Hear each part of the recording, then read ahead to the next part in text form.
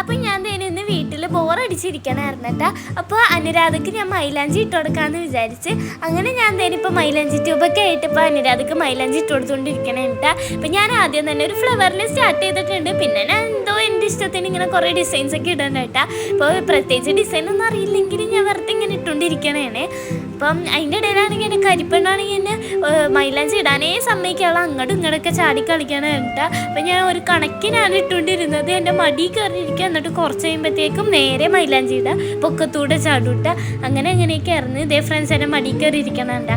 അങ്ങനെ ഞാൻ എന്തായാലും ഇത് കംപ്ലീറ്റ് ചെയ്ത് എടുത്തിട്ടുണ്ട് കേട്ടോ. അപ്പോൾ ഞാൻ കുറച്ച് സമയത്തിനുള്ളിൽ ഞാൻ എല്ലാം കംപ്ലീറ്റ് ചെയ്ത്. അപ്പോൾ ഇതാണ് ഗൈസ് ഫൈനൽ ലുക്ക്. അപ്പോൾ ഇത് നിങ്ങൾക്ക് എന്തായാലും ഇഷ്ടപ്പെട്ടിട്ടുണ്ടെങ്കിൽ ഒന്ന് കമൻറ്റ് ചെയ്യണം കേട്ടോ. ഇനി ഞാനിത് എന്തായാലും ഒന്ന് കഴുകി കളഞ്ഞിട്ട് കാണിച്ചു തരാം.